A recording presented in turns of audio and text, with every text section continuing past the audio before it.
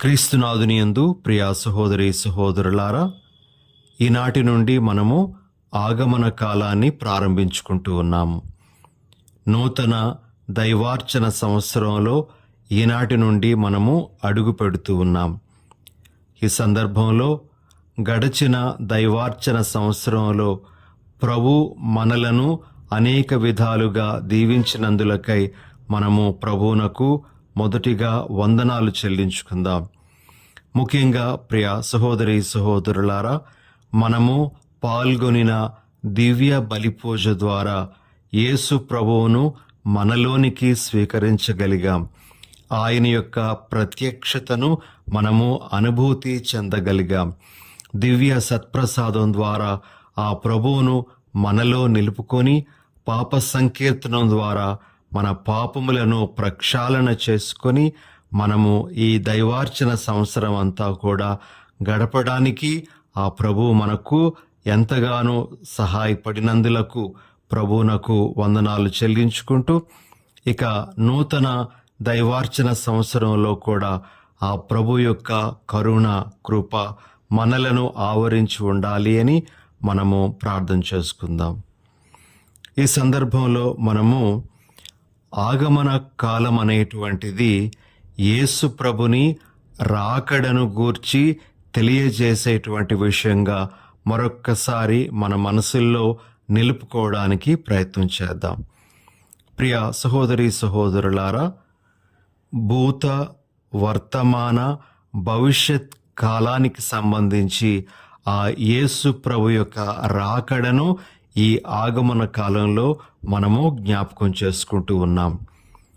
మొదటిగా గతించిపోయినటువంటి కాలానికి సంబంధించి యేసు ప్రభు 2025 సంవత్సరాల క్రితం చరిత్రలో జన్మించారు అనేటువంటి విషయాన్ని, ఆయన యోదయాస్యములో ఉన్నటువంటి బెత్లెహేములో జన్మించారు అనే విషయాన్ని మనము ఈ ఆగమన కాలంలో గుర్తు చేసుకుంటూ ఉన్నాం.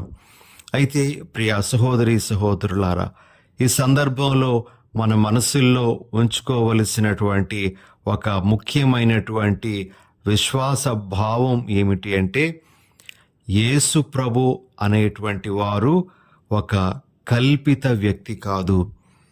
యేసు ప్రభు అనేటువంటి వారు కథలలో మనము చదువుకునేటువంటి ఒక పాత్ర కాదు. ఆయన నిజంగా దేవుడు. నిజంగా మన కొరకై ఆయన ఈ లోకంలో జన్మించారు. ఆయన మన కొరకై మన మీద ప్రేమ కొలది ఆయన మన చెంతకు వచ్చారు అనేటువంటి విషయాన్ని మనము ఈ సందర్భంలో మరొక్కసారి జ్ఞాపకం చేసుకోవాలి. కాబట్టి యేసు ప్రభు యొక్క జన్మము గతంలో జరిగినటువంటిది, అది ముమ్మాటికి వాస్తవము అనేటువంటి విషయాన్ని మన మనసుల్లో పదిలంగా ఉంచుకోవాలి. రెండో విషయం ఏమిటి అంటే, వర్తమాన కాలానికి సంబంధించి 2025 సంవత్సరాల క్రితం వచ్చినటువంటి ప్రభువు ఈనాడు కూడా మన హృదయాలలోనికి నడిచి వస్తూ ఉన్నారు అనే విషయాన్ని మనము గ్రహించాలి. ఆయన అనేక విధాలుగా మనలోనికి వచ్చి మనతో పాటు ఉండాలి అని కోరుకుంటూ ఉన్నారు. ఆయన ఇమ్మానుయేలు దేవుడు, మనతో ఉండడానికి ఇష్టపడేటువంటి దేవుడు. కాబట్టి ఈరోజు కూడా మనలోనికి, మన కుటుంబంలోనికి ఆయన వచ్చే దేవుడు, ఆయన మనలోనికి వస్తున్నారు అనే విషయాన్ని ఈ ఆగమన కాలంలో మరొక్కసారి మనము గుర్తు చేసుకోవాలి. ఇక భవిష్యత్ కాలానికి సంబంధించి ఈ యేసు ప్రభు 2025 సంవత్సరాల క్రితం ఈ లోకంలో జన్మించిన ప్రభువు ప్రతిరోజు ఆధ్యాత్మికంగా మనలోనికి నడిచి వచ్చే ప్రభువు లోకాంత్య సమయాన మహిమతో మేఘారూఢుడై ఆయన రానున్నారు. ఆయన రెండవ రాకడ సమయములో తిరిగి రానున్నారు అనే విషయాన్ని మనము జ్ఞాపకం చేసుకుంటూ ఉన్నాం. కాబట్టి యేసు ప్రభు యొక్క రాకడ భూత వర్తమాన భవిష్యత్ కాలాలకు సంబంధించిందిగా మనము ఈరోజు మరొక్కసారి మన మనసుల్లో పెట్టుకొని ఆ ప్రభువునకు ఆహ్వానం పలకడానికి ప్రయత్నం చేయాలి. అయితే ప్రియ సహోదరి సహోదరులారా, ఈరోజు ఈ ఆగమన కాల మొదటి ఆదివారం నాడు మనం ఆలకించినటువంటి 3 పఠనాల నుండి మనము ఒక్కొక్క ముఖ్యమైన సందేశాన్ని స్వీకరించటానికి ప్రయత్నం చేద్దాం. మొదటిగా మొదటి పఠనము యెషయా గ్రంథం నుండి మనము ఆలకించి ఉన్నాము. 2వ అధ్యాయం నుండి మరి 1 నుండి 5 వరకు ఉన్న వచనాలను విన్నాం.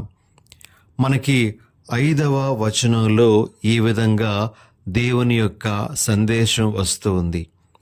2 మనము ప్రభువు దయచేయు వెలుగులో నడుచుదము. ప్రియ సహోదరి సహోదరులారా, ఈ ఆగమన కాలంలో మొట్టమొదటిగా ప్రభు మనందరికీ ఇస్తున్నటువంటి సందేశం ఏమిటి అంటే, ప్రభువు యొక్క వెలుగులో నడవండి అనేటువంటి మాట. అయితే మనము ప్రభు యొక్క వెలుగులో, ప్రభు దయచేసేటువంటి వెలుగులో నడవడం అంటే ఏమిటో కూడా క్లుప్తంగా మనము తెలుసుకుందాం. ప్రియ సహోదరి సహోదరులారా, ప్రభు యొక్క వెలుగులో నడవడము అంటే ఆయన యొక్క వాక్యము అనేటువంటి వెలుగులో, ఆయన యొక్క వాక్యం ప్రకారంగా మనము నడుచుకోవడమే ఆయన దయచేయు వెలుగులో నడవడము అని మనం గుర్తుంచుకోవాలి.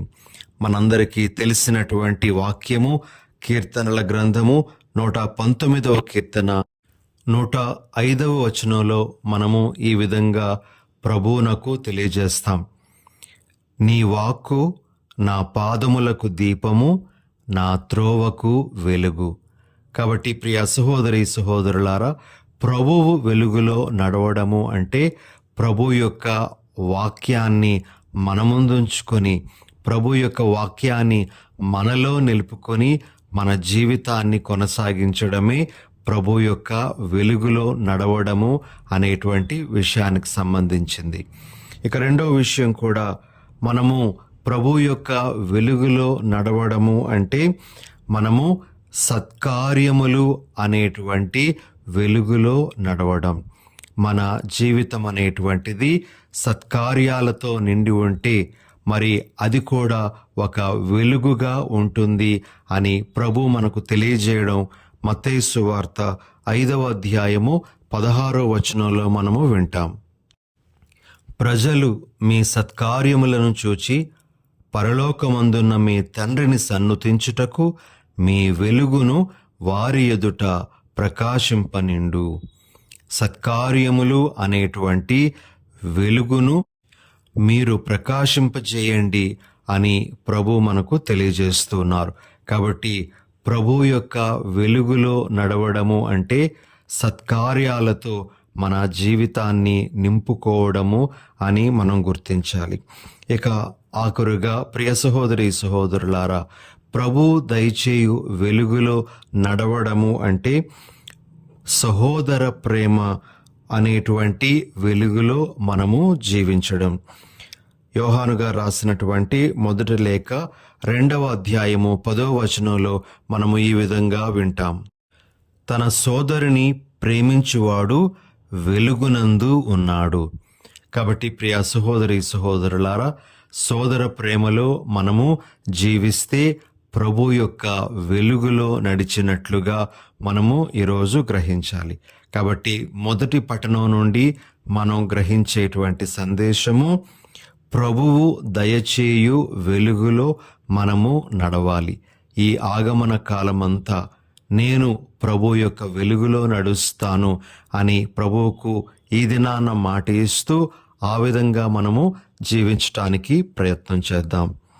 ఇక ఈరోజు మనం ఆలకించిన 2వ పఠనము పౌలు గారు రోమీలకు రాసినటువంటి లేఖ 13వ అధ్యాయము 11 నుండి 14 వరకు ఉన్న వచనాల నుండి గ్రహింపబడింది. అందులో మనము 14వ వచనంలో ఈ విధంగా ప్రభు సందేశాన్ని వింటాం. యేసుక్రీస్తును ధరించుము అని.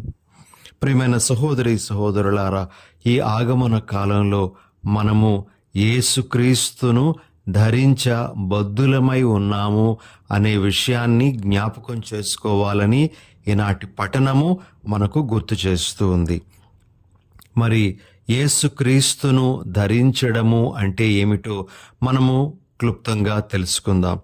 మొదటిగా ప్రియ సహోదరి సహోదరులారా, యేసుక్రీస్తును ధరించడము అంటే యేసుక్రీస్తు వలె మనలను మనము సంపూర్ణంగా తండ్రికి సమర్పించుకోవాలి. మనము హెబ్రేయులకు వ్రాయబడినటువంటి లేఖ 10వ అధ్యాయం 9వ వచనంలో ఈ విధంగా వింటాం. తదుపరి ఆయన, ఓ దేవా, నీ చిత్తమును నెరవేర్చుటకు నేనిట వచ్చి ఉన్నాను అని. ప్రియ సహోదరి సహోదరులారా, మనము యేసుక్రీస్తును ధరించాలి అంటే యేసుక్రీస్తు వలె తండ్రికి లోబడాలి, తండ్రికి మనలను మనము సమర్పించుకోవాలి. మన జీవితంలో ఆనంద సమయాలు ఉన్నా, కష్ట సమయాలు, దుఃఖ సమయాలు ఉన్నా మనలను మనము సంపూర్ణంగా ఆ ప్రభువుకు సమర్పించుకుంటూ జీవించాలి. ఇది ఒక విషయం. ఇక రెండవ విషయం, యేసుక్రీస్తును ధరించాలి అని మనం ధ్యానించేటప్పుడు మనకు ప్రభు ఇచ్చేటువంటి విషయం, సందేశం ఏమిటి అంటే యేసుక్రీస్తు వలె మనము శోధనలతో పోరాటం చేయాలి అనేటువంటిది. ప్రియ సహోదరి సహోదరులారా, ఈరోజు మనం ఆలకించినటువంటి రెండవ పట్టణంలో ఈ విధంగా మనము వింటాం. రోమా పౌరులకు వ్రాసిన లేఖ 13వ అధ్యాయము 12వ వచనంలోని 2వ భాగం. పగటివేళ పోరాటమునర్చుటకు ఆయుధములు ధరించుదము. మనము ఆయుధాలు ధరించాలి అట. ఆ ఆయుధాలను దేనికోసం ధరించాలి అంటే మనకు వచ్చేటువంటి శోధనలను జయించటానికి. యేసు ప్రభు కూడా శోధింపబడ్డారు అనే విషయం మనందరికీ తెలుసు. ఆయన ఏ విధంగా ఆ శోధనలతో పోరాటం చేశారో మనం కూడా పోరాటం చెయ్యాలి అనేది ఇక్కడ మనం నేర్చుకోవలసిన విషయం. కాబట్టి యేసుక్రీస్తును ధరించాలి అని మనము వినేటప్పుడు మన మనసుల్లోనికి రావలసినటువంటి అంశం ఏమిటి అంటే, నేను కూడా యేసుక్రీస్తు వలె నాకు వచ్చేటువంటి శోధనలతో పోరాటం చేస్తాను, నేను జయిస్తాను అనేటువంటిది. ఇక మూడవ విషయం, ప్రియమైనటువంటి సహోదరి సహోదరులారా, యేసుక్రీస్తును ధరించాలి అని మనము ధ్యానించేటప్పుడు మన మనస్సుల్లోనికి ఖచ్చితంగా రావలసినటువంటిది ఏమిటంటే, ఆయన వలె నాలో క్షమాపణ గుణం ఉండాలి. ఆయనలాగానే నేను కూడా ఇతరులను క్షమించాలి. నాలో ఏ తప్పు లేకపోయినా, నేను దోషిని కాకపోయినా, ఇతరులదే తప్పంతా అయినప్పటికీ కూడా నేను క్షమించేటువంటి స్వభావము కలవాడనై ఉండాలి. ఇది ఈరోజు ప్రభు మనందరి నుంచి కోరుతున్నటువంటి ఇంకొక విషయం. యేసుక్రీస్తును ధరించాలి అని చెప్పినప్పుడు ఆయనలో చాలా స్పష్టంగా కనబడేటువంటి ఈ క్షమాపణ గుణాన్ని మనం కూడా అలవర్చుకోవాలి అనేది ప్రభు మనకు తెలియజేస్తున్న విషయం. ఇక మూడవ పట్టణము, సువార్త పట్టణము. మనము మత్తయి సువార్త 24వ అధ్యాయము 37 నుండి 44 వరకు ఉన్న వచనాల నుండి తీసుకున్నాం. మరి ఈ సువార్త పట్టణంలో మనకు వచ్చేటువంటి ముఖ్యమైనటువంటి సందేశం ఏమిటి అంటే 24వ అధ్యాయము 44వ వచనంలో సిద్ధముగా ఉండు అని ప్రభు మనకు తెలియజేస్తున్నారు. ప్రియ సహోదరి సహోదరులారా, సిద్ధముగా ఉండడము అని మనము ధ్యానిస్తూ ఉండగా మన మనసుల్లోనికి రావలసినటువంటి మొదటి అంశం ఏమిటి అంటే, మన దృష్టిని దేవుని మీద, ఆధ్యాత్మిక విషయాల మీద కేంద్రీకరించగలగాలి. నోవా దినాలలో వారు దేవునికి గాని ఆధ్యాత్మిక జీవితానికి గాని ఏమాత్రమూ స్థానం ఇవ్వలేదు. వారు తినడము, త్రాగడము, వివాహాలు చేసుకోవడం అనేటువంటి వాటి మీదనే తమ దృష్టిని పెట్టారు కానీ వారు దేవుని మీద దృష్టిని పెట్టలేకపోయారు. అందుకే వారి యొక్క వినాశనం అనేటువంటిది వారు ఊహించినటువంటి విధంగా సంభవించింది అని మనం చూస్తున్నాం. కాబట్టి ప్రియ సహోదరి సహోదరులారా, సిద్ధముగా ఉండు అని ప్రభువు మనకు చెప్తూ ఉండగా మన మనస్సులో దేవునికి, దైవిక విషయాలకు గొప్పదైనటువంటి స్థానాన్ని మనం ఇవ్వడం ద్వారా సిద్ధంగా ఉండగలము అని గుర్తించాలి.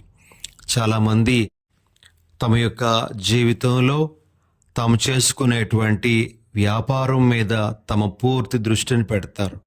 లేదా కొన్నిసార్లు ఏవైనా వ్యసనాలకు వాళ్ళు బానిసలైతే ఆ వ్యసనము మీదనే వారి యొక్క దృష్టి అంతా ఉంటుంది.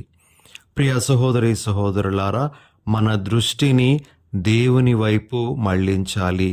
దేవుని మీద మన దృష్టిని, ఆధ్యాత్మిక జీవితం మీద మన దృష్టిని పెట్టడం ద్వారా మనము సిద్ధపాటు కలిగి జీవించిన వాళ్ళమవుతాము అని ప్రభు మనకు తెలియజేస్తూ ఉన్నారు.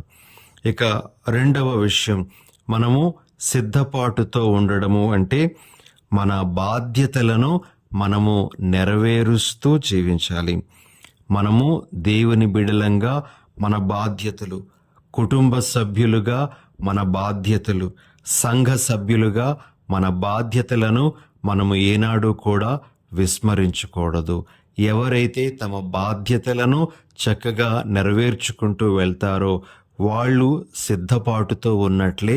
ప్రియ సహోదరి సహోదరులారా, ఈ సందర్భంలో ఒక చిన్న సంఘటనను మనము ఆలకించుదాం. ఒక కుటుంబంలోని తండ్రి, కూతురు ఉండగా కూతురు ఒకరోజు తన స్నేహితులతో ఈ విధంగా చెప్పడం జరుగుతుంది: మా నాన్న ఎప్పుడూ ఇంటిలోనే ఉంటారు కానీ నాతో ఉండరు అని. ప్రియ సహోదరి సహోదరులారా, ఆ తండ్రి మాటలు వింటాడు. అతడు ఎప్పుడూ తన పనిపాటులతో బిజీగా ఉంటాడు. ఆ కూతురు గురించి పెద్దగా సమయాన్ని కేటాయించలేకపోతాడు. ఎప్పుడైతే తన కూతురు నోటి నుండి ఆ మాటలు వస్తాయో అతనిలో ఒక రకమైన జ్ఞానోదయం కలిగి ఆనాటి నుండి తన కూతురికి సమయాన్ని కేటాయించడం మొదలు పెడతాడు. ప్రియ సహోదరి సహోదరులారా, కుటుంబములో బాధ్యతలు అనేటువంటివి ఇలాంటి బాధ్యతలు కూడా, కుటుంబ సభ్యులతో సమయాన్ని గడపడం కూడా ఒక రకమైనటువంటి బాధ్యతే. మరి ఈ విధంగా బాధ్యతలను చక్కగా నెరవేర్చడం ద్వారా మనము సిద్ధపాటు కలిగి ఉండగలం. ఆఖరుగా ప్రియ సహోదరి సహోదరులారా, మన జీవితాన్ని మంచితో నింపుకోవడం ద్వారా కూడా మనము యేసు ప్రభు యొక్క రాకడకు సిద్ధపాటు కలిగి జీవించిన వాళ్ళంగా చెప్పుకోవచ్చు. కాబట్టి మంచిని మనము సంపూర్ణంగా మనలో నింపుకోవాలి. నోవా దినాలలో జీవించేటువంటి ఆ ప్రజలు నోవా వలె జీవించలేదు. తమ ఇష్టానుసారంగా వారు జీవించారు. వారు తమకు ఏ కీడు హాని కలుగదలే అనేటువంటి ధైర్యంతో ఉన్నారు. కానీ వారి యొక్క వినాశనం అనేటువంటిది వారికి తెలియకుండానే సంభవించింది. కాబట్టి మనము మన జీవితాలను మంచి కార్యాలతో నింపుకోవాలి. మనకివ్వబడినటువంటి సమయాన్ని, అవకాశాలను సద్వినియోగం చేసుకోవాలి అని ప్రభు ఈరోజు మనకు తెలియజేస్తూ ఉన్నారు. ఇవి 3 ముఖ్యమైనటువంటి విషయాలు ఈనాటి పఠనాల ద్వారా మనం గ్రహించేది. అయితే ఈ ఆగమన కాలంలో మనము కొన్ని సూచనలను, సలహాలను మన క్రైస్తవ జీవితానికి స్వీకరించడానికి కూడా ప్రయత్నం చేద్దాం. మొదటిగా, ప్రతిరోజు ఈ ఆగమన కాలంలో కొంత సమయాన్నైనా మనము ప్రార్థనకు కేటాయించుదాం. కనీసం ఒక 10 నిమిషాలైనా, ఒక 5 నిమిషాలైనా ప్రార్థన కోసం కేటాయించుదాం. రెండవది, ప్రతిరోజు ఈ ఆగమన కాలంలో కొన్ని వాక్యాలైనా, ఒక్క అధ్యాయమైనా పఠించటానికి మనము ప్రయత్నం చేద్దాం. మూడవది, ఈ ఆగమన కాలంలో మనము మంచి పాప సంకీర్తనం చేసి క్రిస్మస్ పండగకు సిద్ధపడి ఆ విధంగా ఆ పండుగను ఘనంగా కొనియాడడానికి ప్రయత్నం చేద్దాం. నాలుగవది, ఈ ఆగమన కాలంలో మనస్పర్ధలు మన కుటుంబంలో ఉంటే ఆ మనస్పర్ధలను తొలగించుకోవడానికి ప్రయత్నం చేద్దాం.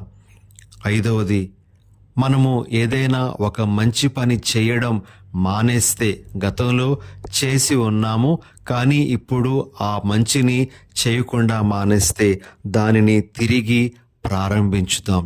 మంచిని చేయడం అనేటువంటిది ఈ ఆగమన కాలంలో మనం ప్రారంభిద్దాం. ఇక ఆరవది ఏమిటి అంటే, క్రిస్మస్ రోజుకి ఇంకా 25 రోజుల సమయం ఉంది.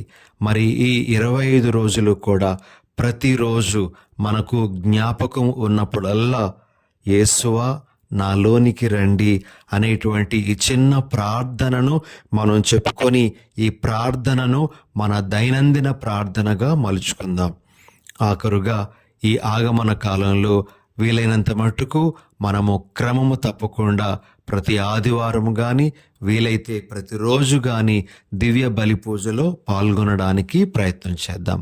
ఇటువంటి కొన్ని సూచనలను సలహాలను మనం పాటిస్తూ ఈ ఆగమన కాలాన్ని యోగ్య రీతిలో గడపడానికి ప్రయత్నం చేద్దాం. ప్రార్థన చేసుకుందాం. దయగల సర్వేశ్వర, మాకు ఈ ఆగమన కాలాన్ని అనుగ్రహిస్తున్నందుకై మీకు స్తోత్రాలు.